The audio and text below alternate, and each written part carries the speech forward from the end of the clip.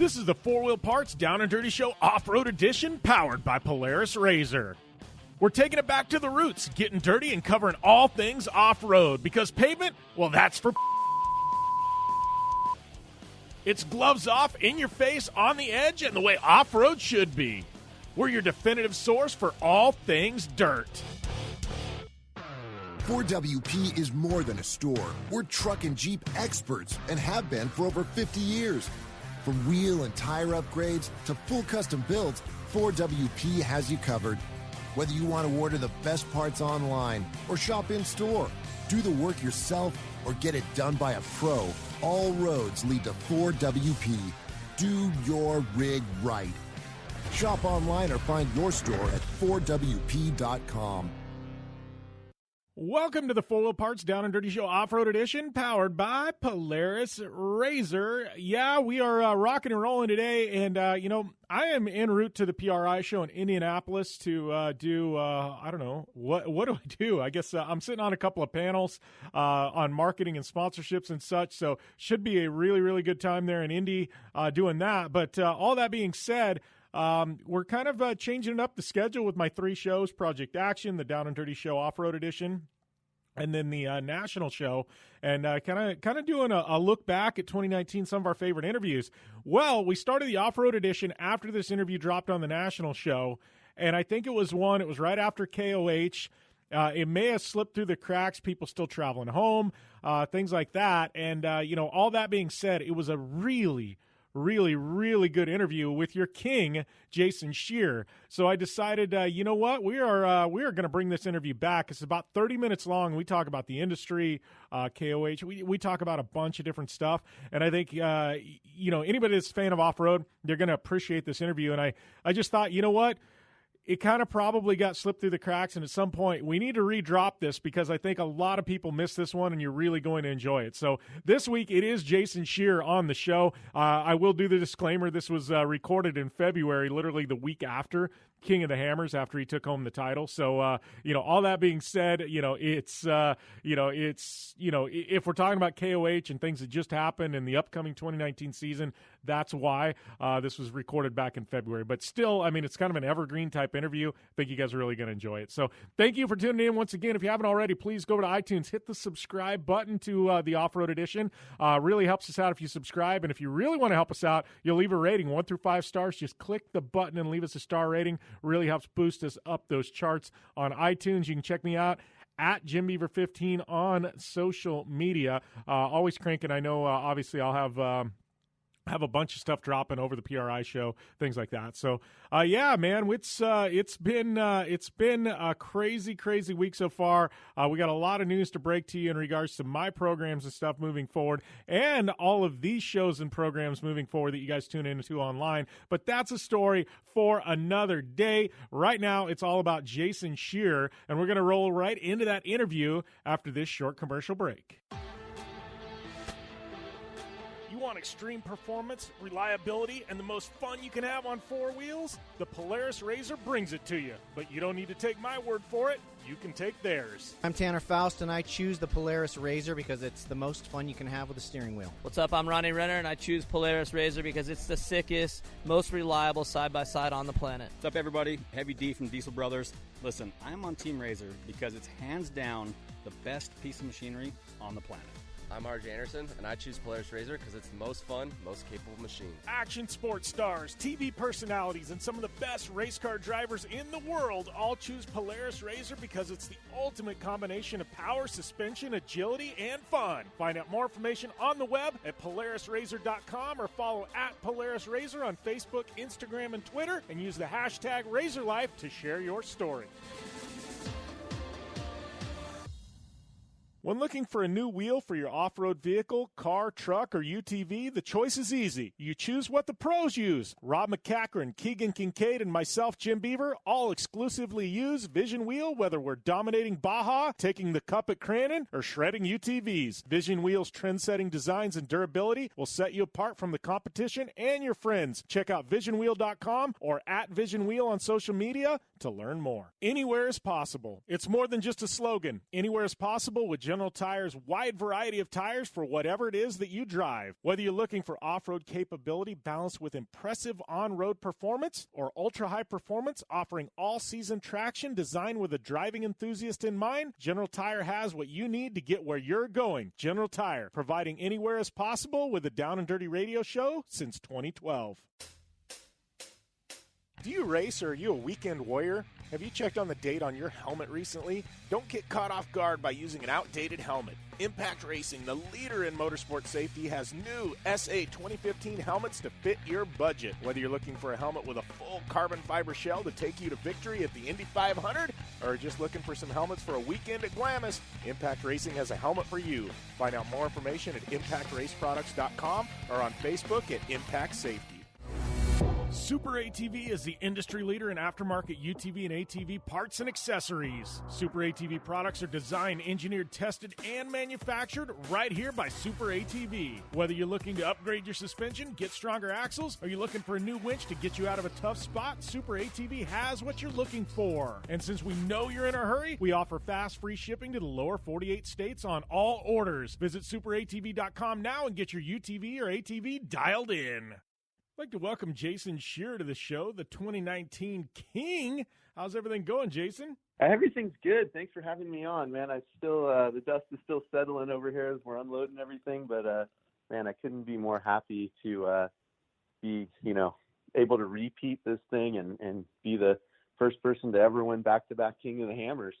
Yeah, that's to me that's just it's crazy, 3 of them. And, for anybody that hadn't been out there, man, it's such a brutal race. And I know we've been talking about it on the show the past week or two. And, the thing about King of the Hammers is obviously you've got to have your prep, you got to do your homework and things like that. But there's so much luck that gets involved. I mean, you can get to a section and there can be a bottleneck there, or there's so many things that are out of your control, and no matter how much you pre-run, the course changes even over the course of the race, and rocks get moved, and to win 3 of them, I don't think people understand, especially back-to-back, how hard it is because of the luck factor that's involved.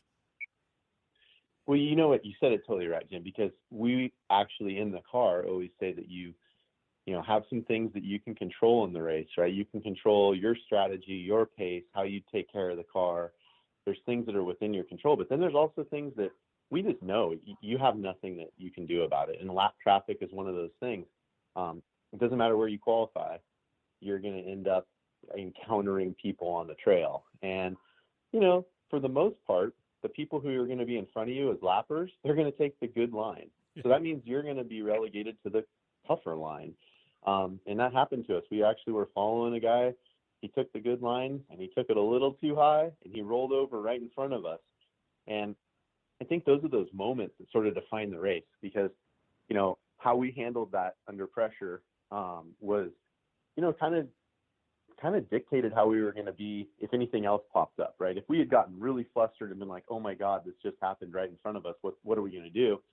It could really change the way your demeanor is for the rest of the race. Instead, we said, hey, you know what? I think we can take this line over here on the right. You want to hop out and winch it? And my co-driver, Jason Berger's like, great idea. Let's do it.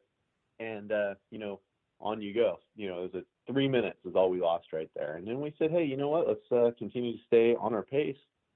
And we'll see how we work out on this. And, you just keep charging along instead of trying to make it up. Because if you've ever raced in a race like that, that all your mistakes come when you try to make up time, right? You can only drive as fast as you can drive. You start trying to make up time and doing stuff that's kind of above, the 100% mark of where you can drive. And that's when you get the flats and the, ripping through bushes and hitting stuff that you don't see, and it can kind of go away quickly. But if you can, keep your calm, I think that you got a chance at it. And that's been a good way for us to at least to get these wins. Well, in talking about that, you're talking about the lappers in front of you taking the good lines. And I know, from my experience in Baja, you want to find all the good lines when you're pre-running, right? But there's spots where that are known going to be problems. There's silt beds that are going to get gnarly. So you actually go and scout the bad lines, or you go and scout, the places where you can get out and get around people when there's going to be a problem. I mean, obviously you want to pre-run and find out where the good lines are, but, when you guys are there, are you scouting those secondary lines? Are you guys practicing on some of the bad lines just so you know how to take those when it comes to race day? Yeah, it's funny, I think there's like a misnomer that pre-running's a lot of fun. I think people like think, oh, pre-running, it sounds so great. I want to go down and pre-run with you guys. And you're like, nobody would really want to do it after they hung out with us for a couple of days, because here's the race course. It's only a 90-mile desert loop. And then it's about, I don't know, 60 miles of rock trails or something on that whole loop, right? Why does it take us 2.5 days to pre-run that when we can race the whole thing 3 laps of it in 6.5 hours, right? It doesn't really add up. But what we're doing is we're going out there and we're running all the alternate lines and we're marking them in the GPS or remembering different things. And you're saying, this is the good line, this is the bad line, but this would be a passing line if it was a option where you needed to make the pass. And, that's a lot of homework that goes into, how it all goes down on race day. But it plays out, right? The homework pays results when the situations arise. And we've had lines we've never used that we said, we'll go over here if the situation ever arises. And it's like 6 years later, you use that line because the situation happened, right? That you were saying, if something ever happened right here, we know how to go around it right here. And, there's stuff that you will laugh about that's happened over the years. I mean, in 2009, for our first win, we started going down Resolution. We were the first person in the physical lead, and there was a car stuck in the middle of the trail. And I'm like, how did this guy get here? Well, he had gone the wrong way at like race mile 30. We had finished the whole race course, and this guy went down Resolution and broke and was stuck in the middle of the trail. And I, was like, man, I think I can drive over his left tire, then drive up on his hood and drive over his car. And, I always remember my co-driver, same co-driver, Jason Berger. He's like, I hope he's not a big dude. You drive over his hood, he's going to be finding you at the finish line, Luckily, he was cool about it because he knew he had kind of gone off course and it was affecting the race, and was like, nah, man, go play through. But we got that one, and this year the same thing happened. Believe it or not, right? You only run outer limits and spooners, which is about the last 2 trails at the very end of the 3rd lap race. Well, here we have the physical lead, and we pull in there, and there's a dude broken with his winch cable going across the trail. And it's like one of the rules. You're not supposed to drive over someone's winch cable, and if they're broken, you're not supposed to really screw them up, right? And here's a guy that got going the wrong way and ended up on a trail where he wasn't supposed to be in the middle of the race. And I'm like, okay, and we found a high line around them and stuff. But some of it's you never expect it. And that's when you got to like not throw it away by trying to do something that doesn't make sense. And the rest of the time, it's, if you've done your homework and you're prepared for it, I think that it puts you in a mental position to where when the situation arises, it doesn't fluster you, it doesn't get you out of sorts, and you can keep, making those, just executing on the plan. That's what it comes down to. Yeah, well, and, talking about this race, and I mean, obviously you've won 3 of them now, and I mean, you look and, from 2009 to 2018, I mean, it was almost a decade in between wins. I mean, how much harder is it now to get a KOH win than it was in the start? I mean, not to say it was easy in the start, but man, the fields are stacked. The competition is absolutely crazy out there. I mean, how difficult is it? Because everybody's bringing their A game. Everybody's doing their homework. You know what I mean? Everybody's been on those trails. They're open year round. Guys go out there and spend weekends in their vacation time just screwing around in Johnson Valley. I mean, how much harder is it now to get one of these victories? Well, I mean, isn't that the truth, right? It's one of those things where in 2009, I mean, we almost lucked our way into the win. We were fast, but we didn't really know what we had done. I mean, and that's sort of the thing, right? At the time, you never had any idea how hard it was going to be. Yeah. And I think that's what made the 2018 win so sweet, right? You literally had almost a decade between the 2 of them, and you proved that you still had it. Like, if it was a fluke the first time, the second one was redemption, and the third one was really like proof, like, hey, we're good at this. But we had a series of parts failures.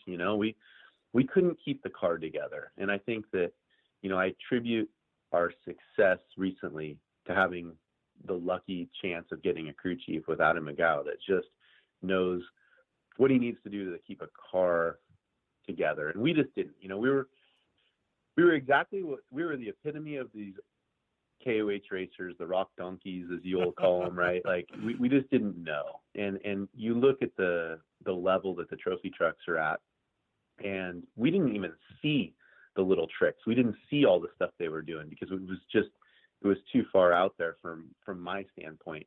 Now I see it, and I see the quality of the prep and the thoughtfulness in it, and I'm getting it, right. And it's like, okay, and a lot of people are like, it's crazy you won back-to-back KOHs. I actually think that the fact that we have 4 podiums in a row at KOH to me is more meaningful in a lot of ways, because I mean, we didn't have a perfect race, and we didn't get everything that we should have gotten out of a couple of those, but we had the car that could finish the race without any major mechanicals and with all that stuff. And that's prep, right? That's car prep. And I got a lot of personal satisfaction from hearing, Justin Lofton and his crew chief come over to our car when they were down there for the T1 race, whatever they call it. They were down there and they were in our pit. They shared the pit. It was the Fox car on BFGs and methods, right? We shared the pit together for his race. And he looked at our car and he's like, dude, I don't know what I was always under the impression of, but your car's a real race car. And I'm like, thanks, I guess, I don't know, but it's true, right? We were kind of backyard mechanic guys until we got the right program. And since we built this car, it's been it's the same motorsport quality parts that everybody else is running in all the other forms of top motorsport. And I think that just, goes along with it. But we had a struggle for years on attrition and success from parts failures and maybe some driving mistakes, maybe driving the cars too hard for the parts that were there, which I attribute to lack of testing, right? If you can't test it because you don't have the time, you don't know what the lifespan of the part is. And like you said, guys are going out there on their weekends. I mean, we're one of those guys that we were down there, battling cold weather and you name it, trying to get out and do durability testing for hundreds and hundreds and hundreds and hundreds of miles, if not thousands, to try to go out there and say, okay, what's the next part that's going to fail? What do I need to do to pick up the pace? And then I think when you come down to race week and you know what you've got to, what the car is capable of, it's a matter of sticking to that game plan, not abusing it, but continuing to run it at that pace. And you're comfortable because you've got all those miles under your belt. You're not learning the thing for the first time. And, from my standpoint, that's huge. Some of these guys, I think Eric Miller, probably like the most naturally talented of all these guys. And I mean, he comes from the East Coast, drives out there for a week a year, and has like, one of the best average finishes of anyone that's ever been in the sport. He's a natural. I'm a practiced driver. I wasn't a natural. I'd never driven in the desert until 2008, right? And I needed to learn how to drive at speed. I was good at rock crawling, but I had no idea what I was doing when I got out there in the whoops. And he just jumps in there and he's got that natural capability. And some guys have that. I need the seat time. I need the practice. And I do love it. Like, it's still a passion that I love. I come back from practice and I'm like, man, I love doing this. What a great sport. You know what I mean? Yeah. Well, and, let's talk about that, because you talk about the sport. I mean, Ultra 4 cars, I've talked about this for years. First time I actually saw one on track. Somebody showed up at Lake Elsinore to Lucas Regional, like we're talking 8-9 years ago. And I was like, why are they bringing this rock crawler? And this is me, like, being just a dumb off-road guy, desert guy. And I'm like, why are they bringing a rock crawler here to Lake Elsinore? That's so stupid. And then I watch this thing run and I'm like, this thing's like a Pro 4 going around here. And, I think it was Tom Ways, right? Yeah, it just blew my mind. Tom Ways, yeah. Yeah, it blew my mind at the time. And I'm like, man, these things are real race cars. And then, I've got to know Shannon over the years, and he's become a good friend. And I've seen him take his Ultra 4 car to desert races. And I want to talk a little bit about, the Triple Crown last year, because these Ultra 4 cars, it's ridiculous how fast they are in so many varying types of terrain. I know last year, one of the things that I think was amazing that you were able to accomplish, obviously you won KOH, you went to the Mint. I think you took 4th at the Mint, and then you went to Crandon. Yep. And I think a lot of people back there in the Midwest weren't real familiar with the Ultra 4 cars, and I think you guys ran there, and people's minds were blown how fast you were around Crandon. You went and won Crandon. I mean, to me, that Triple Crown you won last year was – like, I don't know if a lot of people talked about it, but to me, that's something special, because it shows just the diversity and how well your car and you as a driver do in so many different things. Well, and I mean, I really appreciate you saying that, because to me, that was like maybe the most, I don't know. It's really hard to put in words, but car setup is like something that I take pride in. Like, it's such a varied thing, right? The difference between a car that races King of the Hammers and a car that races Crandon they're the different spectrums of the world, right? Yeah. And I think we've all seen it. We've been around long enough we watched when they put on a show, I think it was maybe like 10 years ago in Vegas, they took all the trophy trucks and tried to run them in short course. Yeah. And I mean, with all due respect, it was almost embarrassing, right? No, it is. The body roll and the lean, and they was like, this is. There's a reason that they don't run short course in a trophy truck, and we would have looked fairly similar had we not put a lot of effort into the setup, and I think I like that the most. Now, the Mint we wanted to do a little better at, but we just missed, and that was really because of that short time frame between KOH and the Mint. I missed on the setup, and I mean that's just flat out. We went there and tried to survive after we ran the first lap and said, well, this just isn't going to be good, Yeah. And so we got that fourth, which gave us a chance at least to go out and compete at Crandon to win the Triple Crown. And so we knew we had a lot of time for Crandon to get ready, and we were out practicing at Prairie City up in Sacramento at the Hangtown track, trying to really nail it. And it's a car that was built for rock crawling, and to go out there and just be a couple of seconds off the Pro 4 times, you're like, well, that's pretty impressive. You know what I mean? Now, granted, there's no motor rules. There's no, we weren't limited to cubic inches per pound and all that. So we had some, probably a little bit more cubes than some of those guys. And so, it's not telling the whole story, but they're still driven with automatics and not, X-Tracks, stuff. And so you break it down, you're like, well, it's not bad considering it's, the rear end's running on the coast side for high clearance on the drive lines for being able to get through the rocks and all the stuff that are, contributing factors into being a less efficient drivetrain, and huge 30 series CVs from RCV and everything. All this stuff takes a lot of energy to turn. And so they're never going to perform like if you had built it for a purpose. But to get the shock package and the sway bars and the ride height and the, weight distribution, I mean, trying to lower everything down as low as we could in the cars to get them to not have that high roll center and stuff that they're kind of, the rock crawler stuff kind of has as its way of driving. It was really fun. And then we were limited to a 37-inch tire. They wouldn't let us go smaller so that we didn't turn into like wannabe Pro 4s, and so that we stayed differentiated from them. And, I would have loved to have seen what one of those, because if you watch those BFGs work out there on those, 35-inch tires that they cut, on the track for the right conditions, you're like, yeah, there's a lot of traction in those tires. So it would have been fun to at least run a couple of laps just to see what we had. But, I loved going there to Crandon. I loved the format of running all three races. I loved the Mint too. I wish I had been a little bit more prepared for it and maybe brought a rain jacket. But other than those two things, it was really a fun year last year with that. And, it was one of those things. I'm so bummed they're not doing it this year, but I'm so glad that, we were able to win it, because to me, that's probably like something I'll never forget, is the ability to go out there and compete for that thing and be able to capture it. Cause I love that car setup stuff, and to be able to put it all together, I think that was like probably my favorite, thing, maybe even more than winning the second, or I guess it's the third, but winning this back-to-back thing, I think that actually might have meant more to me, Yeah. Well, and talking about cars and setup, I mean, so far we've seen just a crazy evolution in what are Ultra 4 cars. But, looking at where we're at now and then moving forward, I know for the longest time it was IFS versus, independent front suspension. Everybody thought was, the future. And, there's guys that go back and forth one way or another. But, I mean, where we're at now, I mean, looking forward, I mean, what's the evolution of an Ultra 4 car? What are we looking at like 5 years from now, Jason? I mean, what's next for these things? That's a really good question. So, I don't know if you follow the Mason trucks that have come out with like the portal front end setup. Yeah. And I'm not exactly sure what Bryce's truck has in the front of it, but there's a couple of people, Cody Wagner that owns Laser Nut, Jordan Pellegrino just built a new car. These portals give you the ground clearance you want, but it also allows you to move that A-arm up so it's not dragging in the dirt. Yeah. And, from the clearance standpoint, I can see that huge advantage.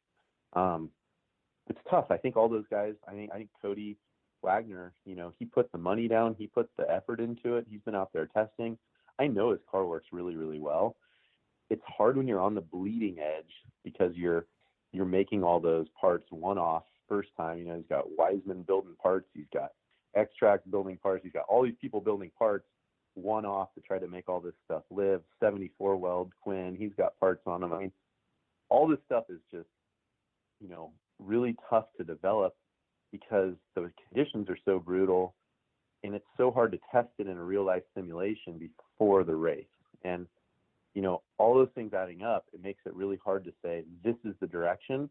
But I'm pretty sure, like with a high degree of confidence, that you're going to see that portal setup give us the ground clearance in the front, at least, to travel with a little bit more speed through the rocks and not lose the center of gravity in the car.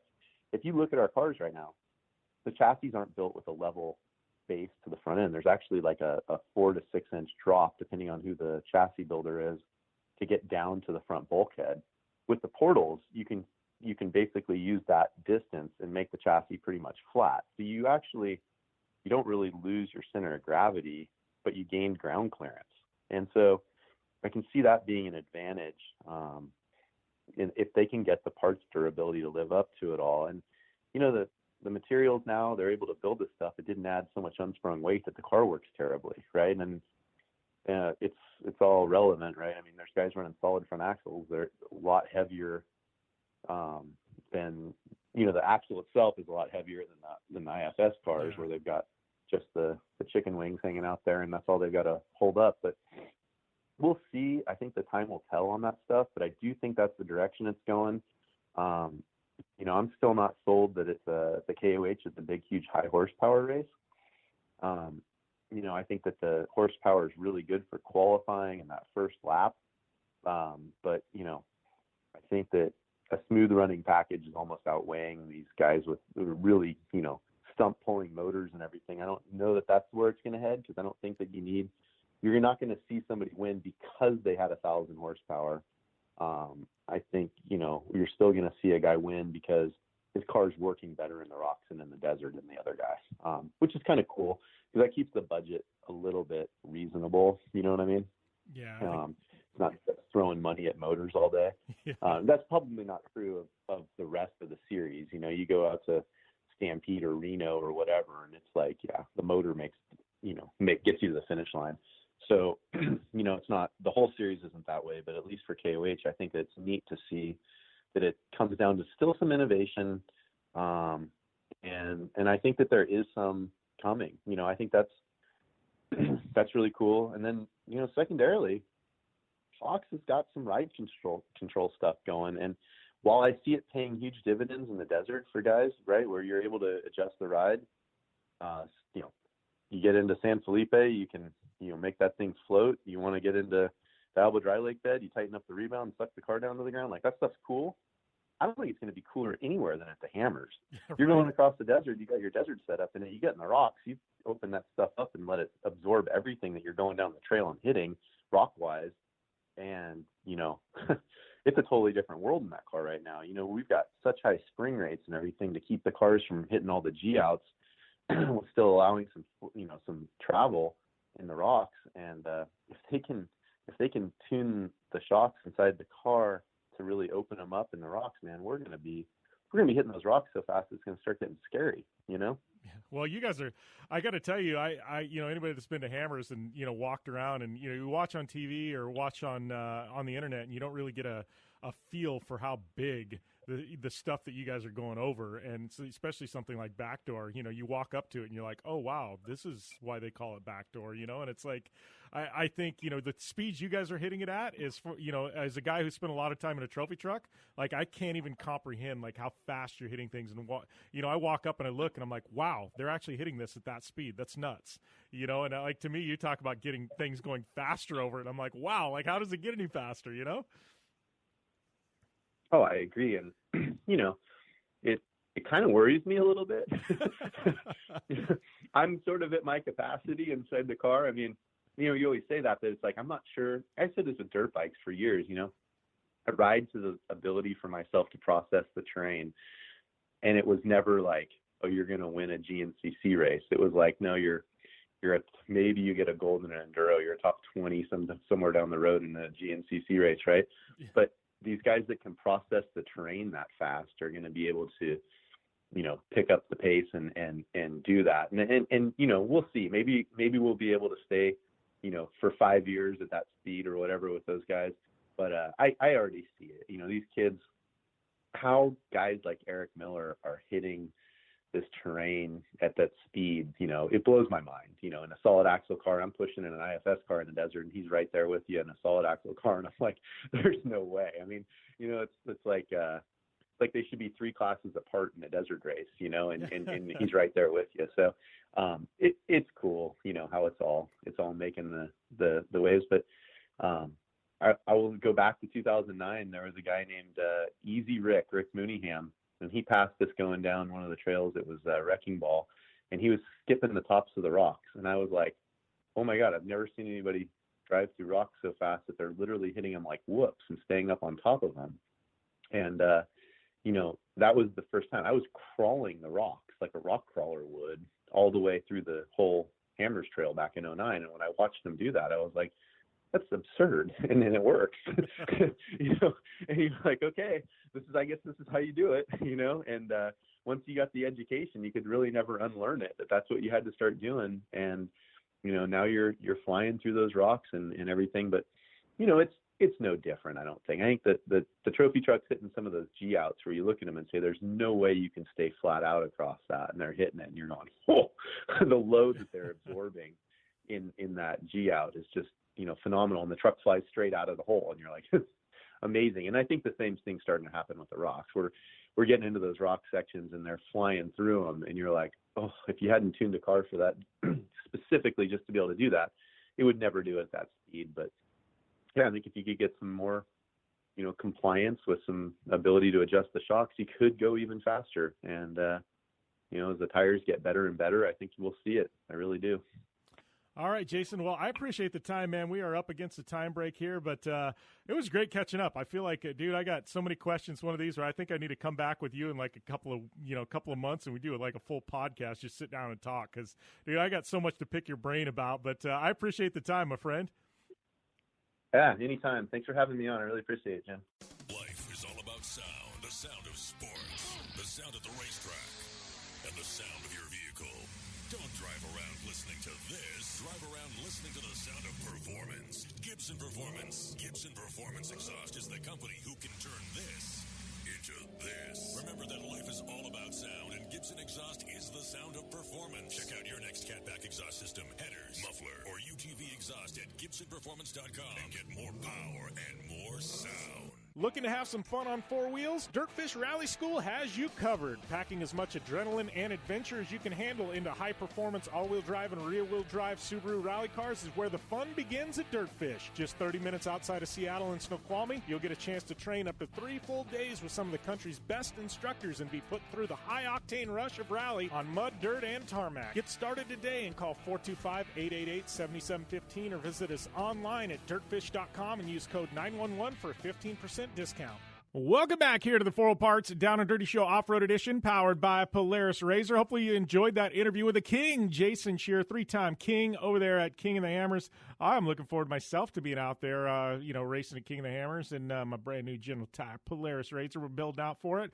But thanks for tuning in. I am obviously en route to PRI, so if you are at the PRI show, swing by, say hey. If you're at one of, I posted up some times and stuff like that on my social media. But figure it out if you want to come to an amazing sponsorship summit, not sponsorship summit, but seminar on on all things sponsorship and marketing in motorsports. It's going to be good stuff there at PRI show.